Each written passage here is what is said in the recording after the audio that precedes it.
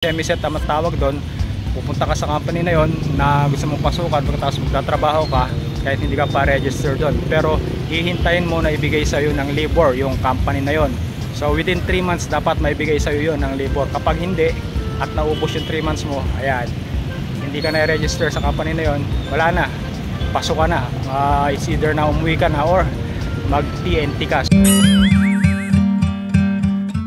Hey, what's up guys, it's me Marlon, just for fun TV, and welcome sa ating YouTube channel. So for today's vlog mga lods, samantalahin natin karoon ng isang content. Nandito ako ngayon sa Balanga, Bataan mga lods. Share ko lang sa inyo yung lugar kung saan ako pinanganak. So meron lang akong inayos dito yung ating birth certificate. So meron tayong isang kababayan kahapon nag-chat sa akin mga lods. Tinatanong niya kung pwede raw bang mag-follow up sa labor para sabihin sa kanila yung mga o yung trabaho na gusto nating pasukan. Kasi yata yung napasukan niyang company is parang hindi ko alam, parang hindi yun ang gusto niya. At saka ang pinakamasama pa ron mga lods, doon sa natitira niyang sa 3 months na allowance niya para makakita ng bagong employer, ayan, ginamit niya para mag-alba sa ibang company na inaasahan niya na kukuha sa kanya. So natitira na lang daw sa kanya 39 days, so more than 1 month na lang yan mga lods. Delikado ko na dyan pag hindi ka nakakita ng bagong employer.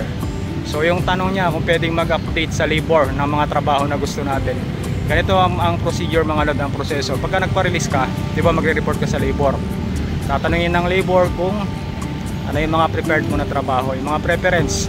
Halimbawa electronics, food processing, mga ganyan, plastic injection, CNC. So tatanungin ng labor sa iyo yan kung ano yung mga trabaho na prepared mo, na gusto mo. Pagkatapos kung saan mo gustong lumipat. So sa mga bagong dating sa South Korea, hindi ko na yung exact na date. So yung mga dumating ng October 19 hanggang sa mga oras na to, ayan, hindi na po pwedeng lumipat ng province ng isang release. So yung mga dumating ng Korea before October 19, 2023, ayan, sila po yung pwede pang lumipat sa ibang province.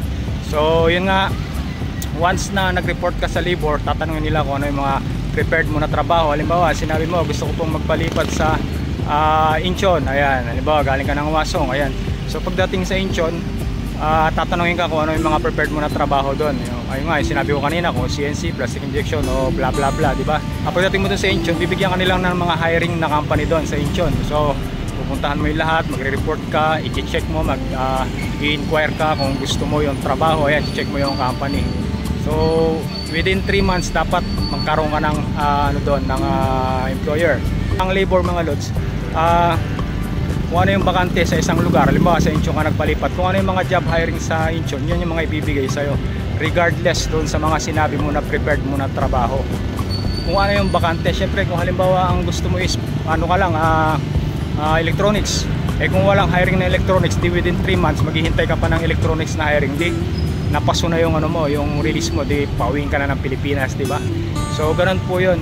Kaya kung ano yung mga open hiring diyan sa lugar na yun, halimbawa doon sa nilipatan mo, yun ang ibibigay nila sa'yo.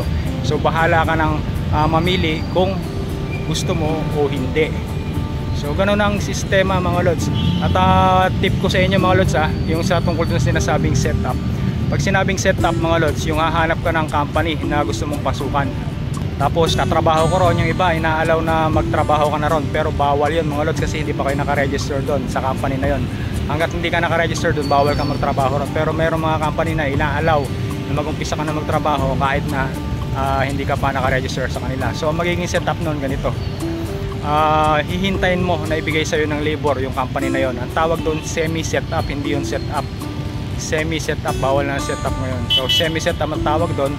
Pupunta ka sa company na yon na gusto mong pasukan, pagkatapos magtatrabaho ka kahit hindi ka pa register doon, pero hihintayin mo na ibigay sa iyo ng labor yung company na yon. So within 3 months dapat maibigay sa iyo yon ng labor. Kapag hindi at naubos yung 3 months mo, ayan, hindi ka na register sa company na yon, wala na, pasok ka na. It's either na umuwi ka na or mag TNT ka. So ganyan na nangyayari sa mga kababayan natin na ibang EPS kaya na TNT.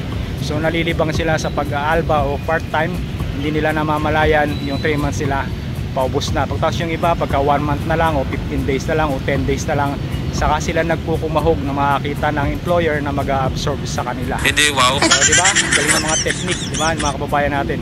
Yan ang iwasan nyo kung ayaw nyong magipit kapag kayo ay release, di ba? So kaya yung iba pag wala ng ilang araw na lang ang natitira, ilang days na lang at walang kumukuha sa kanila na factory, yung iba napipilitang mag TNT. O kaya naman yung iba, kahit na hindi nila kursunada yung trabaho, kahit na hindi yun yung prepared na trabaho nila, kahit na ayaw nila yung trabaho kahit na mabigat, wala silang choice kasi nga mauubos na yung kanilang 3 months na palugit para makakita ng bagong employer. So maraming nangyayaring ganyan mga lods dyan sa Korea. So share ko lang sa inyo mga lods, at para makatulong ako sa mga kababayan kong release.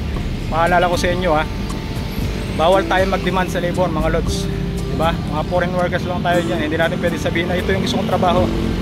So kung halimbawa walang high reduced trabaho na sinabi mo, di pa paano yun, maubos yung 3 months mo, di baka sabihin pa sa'yo ng labor masyadong demanding, umuwi ka na sa inyo, diba? So nakakahiya. Kaya tayo nag-upload, kaya tayo pumunta dyan mga lods, at kaya E9 visa ang in-issue sa atin, kahit ibig sabihin is non-skill.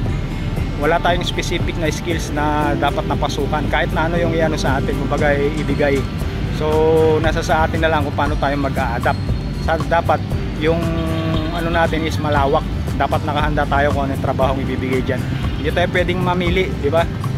Unless delegado yung trabaho, talagang hindi ka makakatagal, ayun pwede. Pero yung pipiliin mo yung prepared mo na trabaho, di ba? Hindi naman skilled eh, di ba? Tapos mamimili ka ng trabaho na papasukan mo, parang foul yun mga lods. Minsan lagay din natin yung sarili natin sa lugar, di ba?